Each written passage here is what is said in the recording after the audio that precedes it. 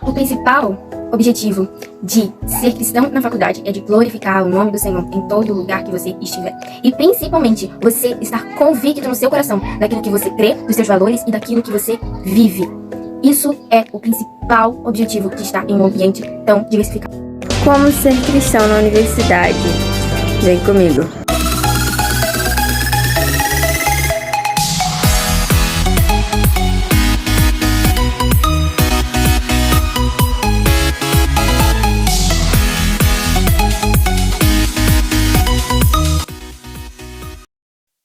Olá, gente! Estou muito feliz. Hoje, no dia 15/11 de novembro de 2023, estar aqui falando com vocês um pouco sobre como lidar com a universidade, como estar nesse ambiente sendo cristão.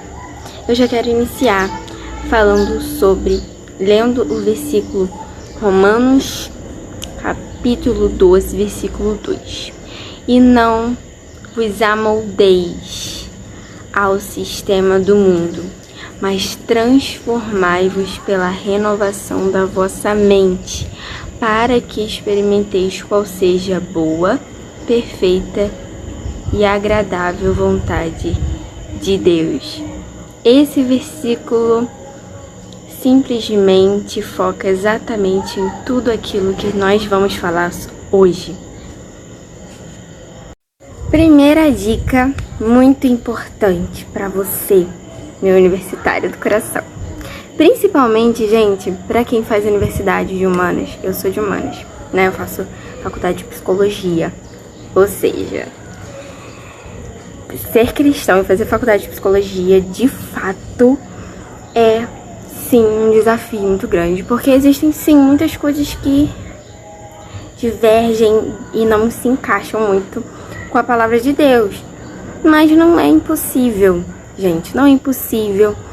Dependendo do lugar que você esteja, eu faço na particular, então talvez, eu não sei como que é na pública, se é diferente, se o ambiente é um pouco mais complicado de lidar com assuntos divergentes, eu não sei como funciona, mas ali pra mim é tranquilo, entende? Eu lido de forma super tranquila, até porque na escola eu já tive uma experiência no ensino médio bem complicada em relação a tudo, sabe?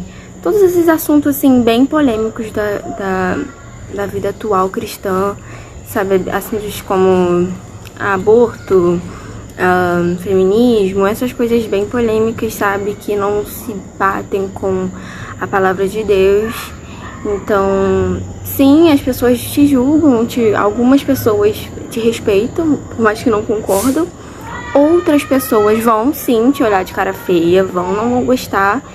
Isso não tem que mexer com você, sabe? Você aprende a lidar com isso. Não é fácil, eu não vou dizer pra você que é muito fácil, que é fácil, cara, não é fácil. Entendeu? Ainda mais quando você corre o risco de ficar sozinho, né? De ficar sozinho no meio de todo mundo e não ter pelo menos alguém pra passar 5 anos de faculdade. Aí é mais complicado ainda, né? Ou que eu fiquei 3 anos bem isoladinha. Mas foi bom, assim, foi tipo uma experiência que me deixou mais madura, eu diria. Enfim, gente, primeiramente é necessário ter tido uma experiência real e pessoal com Cristo e com o Espírito Santo. Gente, a pior coisa que alguém pode ter principalmente quem nasceu na igreja, é você, sabe, você nunca ter tido um encontro real com Deus, algo pessoal seu, uma experiência que você teve de fato com o Espírito Santo, algo que você teve em particular, que você dizer, eu experimentei dessa fé, eu não sigo algo que alguém me falou, que alguém me disse, meus pais me falaram sobre Deus, minha mãe me contou sobre Deus, eu vou na igreja porque meus pais mandavam eu ir pra igreja. Não, eu sigo porque eu experimentei, eu amei e eu quero continuar seguindo isso. Entende? Você teve uma experiência ali com Cristo e com o Espírito Santo, com Deus, particular, pessoal. Primeira coisa super importante, você tem que ter. Não adianta, como você vai falar sobre algo que você não viveu, você não experimentou, você não saboreou para saber se aquilo é bom e confiável de fato. Primeira coisa, ter tido uma experiência pessoal. Segunda coisa, é necessário você ter comunhão com uma igreja, gente. Não adianta. A gente não funciona. A gente é um ser sociável, certo? Então, a gente aprende em conjunto. A gente aprende mais em conjunto. A gente fica mais forte quando a gente está no meio da igreja. Quando a gente, de fato, congrega, tá em comunhão, toma ceia com Deus certinho na igreja e tudo mais, na liderança de um pastor, entendeu? Isso é muito importante. Isso tem a ver com cristão e a universidade? Tudo a ver, gente. Isso tem absolutamente tudo a ver com a universidade. Ainda mais, gente, porque você vai estar ali com outras pessoas que fazem faculdade também, que vão ali também poder te ajudar, te orientar, te ajudar, vai ter um líder para você pedir um conselho, te ajudar e tudo mais. Então é completamente importante. Se não fosse assim, Deus não tinha, né, preparado um templo para as pessoas irem ali se reunir, né? E também tem um versículo que diz: não deixais de congregar, como é costume de alguns. Alguns estavam deixando de congregar, né? Não lembro a passagem exatamente, é no Novo Testamento, não sei se é Tessalonicenses, eu não sei qual é o livro exatamente, que diz para não fazer isso. É importante, ok? Terceira coisa, é necessário você ter convicção. Gente, você precisa ter convicção daquilo que você acredita, dos valores e princípios morais cristãos. Você precisa ter convicção. Como você vai ir para um lugar onde vão todo mundo encher linguiça na sua cabeça, falando coisas totalmente diferentes, que vão fazer sentido, tá? Eles não vão falar sem fazer sentido, vai fazer sentido. Essa é a principal armadilha do diabo. Ele vai jogando sutilezas muito sutis na sua mente, vai parecer algo legal, vai parecer algo bom, e isso vai, sapatinho de lã, vai começando a falar sobre isso, sobre outro assunto e tudo mais. Quando você vê, você já tá lá engatilhado, você já vive com aquilo, você já tá lá e você já segue aquilo, e tudo começa com a sutileza. E é assim na vida cristã dentro da universidade. Se você não está convicto daquilo que você acredita, da sua fé, dos seus valores morais, dos princípios cristãos que são inegociáveis, você vai ser manipulado, tá? Você precisa ter, vamos dizer, uma personalidade cristã. Eu não sei se é uma palavra muito certa, mas vamos usar esse termo aqui. Você precisa ter confiança, sabe? Ser convicto naquilo que você crê. E principalmente, gente, não ser alienado, não, tá? Por favor. E eles são inegociáveis. Você precisa ficar bem explícito aqui. Quarta coisa, você precisa ter uma vida devocional. Ah, Daniele, o que isso tem a ver com a universidade? Gente, tem tudo a ver. Tem a ver. Por que tem a ver? Porque o nosso espírito e a nossa carne, a gente vive numa guerra constante, certo? A nossa carne quer aquilo que o nosso espírito não quer. Se você não alimenta o seu espírito, logo a sua carne vai predominar e você vai ser teleguiado pelos seus pensamentos, seus desejos que são maliciosos, que estão corrompidos pelo pecado, beleza? A sua carne não quer orar, a sua carne não quer ir na igreja, a sua carne não quer fazer, não quer ler a Bíblia, não quer, gente, a sua carne não quer. Isso precisa ser uma disciplina, tá? A devocional diária é algo disciplinatório. No início você não tem vontade, o que é super normal, mas precisa ter uma escolha da sua parte de fazer constante, de ser constante em tudo, seja na vida material, espiritual, financeira, qualquer assunto. Precisa ter disciplina, precisa ter esforço, beleza? Então tenha uma vida devocional, alimente o seu espírito, esteja forte, saudável espiritualmente, para estar num ambiente assim, ok? Quinta coisa, você não pode ser apenas uma pessoa que frequenta a igreja, entendeu? Eu só frequento a igreja, só vou na igreja, mas eu não leio a Bíblia, eu não estudo a Bíblia, eu não faço uma pesquisa, eu não tô assim, eu não sei nem aonde que fica Timóteo, eu nem leio, sabe? Você só vai na igreja, você só ouve o pastor. Aí tá o grande problema.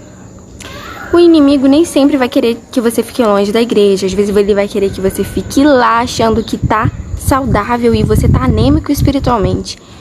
E aí que tá o grande problema, tá, meu amigo? Estar na igreja, morto espiritualmente dentro da igreja é um perigo muito emergente. Então, não seja apenas um frequentador. Tenha o hábito de pesquisar a Bíblia, estudar a Bíblia, entendeu? Tenha esse hábito. Sexta coisa, você precisa saber defender a sua fé. Você tem que saber defender, você tem que aprender a defender a sua fé. Você não pode também ficar, se você tiver a oportunidade de se posicionar e a pessoa vier com seus argumentos e você não sabe defender a sua fé, você fica ali e você simplesmente não tem um argumento. Peraí, gente, Deus fez pessoas, nós somos pessoas cristãs, Deus nos deu inteligência, ok, tá? Uma coisa que eu sempre digo e que isso é muito importante dizer, a Bíblia em momento nenhum ela nega a ciência. A ciência e a Bíblia estão tão ligadas. Pra mim, a ciência é a forma palpável daquilo que Deus é. A teologia não nega a ciência, mas a ciência sempre tenta negar Deus. Só que não consegue, porque não tem como, entende? Só que, se você olhar para a natureza, é a forma palpável de ver Deus. É como eu enxergo. E eu espero que você também veja desse jeito. Deus, em momento nenhum, Ele diz que você não deve estudar, que não deve fazer uma faculdade. Não, Deus é merecedor de filhos inteligentes, que tenham um futuro, que tenham conhecimentos gerais, e etc. Ok? Então, é isso. Saiba defender a sua fé. Ok? Sétimo, você precisa estar atento aos assuntos atuais e o que a Bíblia fala a respeito desses assuntos. Todo mundo sabe quais são os assuntos atuais mais polêmicos, a gente não precisa ficar sempre citando isso aqui, tá? Você precisa estar atento ao que está acontecendo no mundo e os assuntos atuais e o que a Bíblia pensa a respeito disso, ok? Para você não ser alienado com os argumentos do mundo, o que eles falam, etc e tal. Oitava coisa, eu quero deixar um conselho para você que é mãe, pai, que tá vendo esse vídeo. Se você é líder de algum conjunto ou de algum departamento, ou até pastor, quem sabe algum pastor vai ver esse vídeo, não sei. É muito importante você, líder, pai, mãe, não sei, você orar pelo seu filho, sua filha, ou seu jovem, ou sei lá, sua ovelha. Você ora para que eles não sejam amoldados pelos padrões desse mundo, para que eles não sejam alienados e manipulados por esse mundo, porque, gente, eles têm lábia, tá? Eles sabem manipular as pessoas. Você acha que uma pessoa desvia assim? A pessoa sai da presença de Deus, desviou, pum. Claro que não. Vai devagarzinho, vai com sutileza, e falta uma vez, e falta duas, e deixa de ler uma vez, e deixa de ler duas, e deixa de orar, e vai pouquinho, quando vê, acabou, entendeu? Então, ore, é muito importante você orar por esse jovem, pelo seu filho, filha, ovelha, enfim, ok? Segunda coisa, você precisa investir. nesse seu jovem. Dar palestras, você orientar esse jovem, entendeu? Você precisa orientar, entendeu? Usar, como eu disse, esses assuntos atuais, o que a Bíblia pensa a respeito desses assuntos atuais, e conversar com esses jovens, perceber se eles já não estão teleguiados, perceber se eles já não estão com alguns papos, alguns assuntos, alguns pensamentos que são errados, e você trabalhar com esse adolescente, trabalhar com esse jovem em cima desse adolescente, o que a Bíblia diz a respeito, investir nesse adolescente, investir sim tempo, tá bom? Com palestras, estudos e tudo mais, que o Espírito Santo vai convencendo essa pessoa, tá? Dando conselhos e orientando. E também você precisa se informar, como eu acabei de dizer, você precisa se informar do que está acontecendo no meio do universo da faculdade, no meio dos jovens em geral, do que está acontecendo, se informar o que está acontecendo com o seu conjunto, como que é a vida desse jovem dentro da universidade, é você conhecer ele, entendeu? Você investigar, se informar sobre se essa pessoa já não está sendo alienada, o que você vai precisar investir estudo, e principalmente com as mulheres. O feminismo tá assim de feminista cristã hoje em dia, então eu acho que esse assunto é um assunto que precisa muito ser falado na igreja, que as pessoas quase não falam, tá? Sobre pornografia, masturbação, essas coisas assim, são pouco faladas, mas que são tanta gente que tem problema com isso, gente. É tanta gente que o meu Instagram foi hackeado, né? Infelizmente. Mas é tanta gente que vinha com esses mesmos problemas e que querem ajuda, querem sair desse vício, ou querem mudar de pensamento, mas que não tem aonde socorrer, aonde correr. Entende? O seu jovem, seu adolescente precisa sentir confiança em você suficiente, que você não vai julgar, mas que você vai amá-lo com cuidado, zelo, e orar com esse adolescente ou com esse jovem, ajudar essa pessoa, tá bom? Então, líder, se informe, tenha amor, zelo pelo seu adolescente, seu jovem, tá bom? Porque isso é muito, muito importante. Acredita em mim, isso é muito importante. E pra você que é jovem, tá vendo, adolescente, olha, evite companhia. Gente, a pior coisa na faculdade, que eu acho que é assim, que desvia a maioria das pessoas, é má companhia. Porque começa com uma má companhia ali, aí daqui a pouco você tá com conversinha ali, aí você vai pra festa, aí bebe, aí começa assim, começa com uma conversinha com uma má companhia. Daqui a pouco você tá frequentando o lugar que essa companhia vai. Daqui a pouco você faz o que essa pessoa faz. E quando vê, já afundou junto com ela. Então, é o que eu falo, gente. Com a carne, você não luta. Você foge dela. Fuja da sua carne. Não lute com ela. Entendeu? Fuja das suas más companhias. Evite, gente. Se você olha para aquele lugar, você vê, é muito tentador, não vou. Gente, foge. Não brinca, foge, entendeu? Não frequente bailes, festas de universidade, o que é muito comum. Tem muito cristão que frequenta a universidade, que vai, diz que não vai beber, daqui a pouco onde viu, já bebeu, aí daqui a pouco tá maconhado, e aí a gente já viu que, né, a coisa de Jeová, né? E por fim, galera, eu espero que vocês estejam gostando do vídeo. Eu vou aqui falar um pouquinho sobre as perguntas que vocês me fizeram lá no Help a Vida, né? Lá no Instagram. O primeiro comentário, na verdade uma pergunta, né? Do Igor Viana, coração pra ti.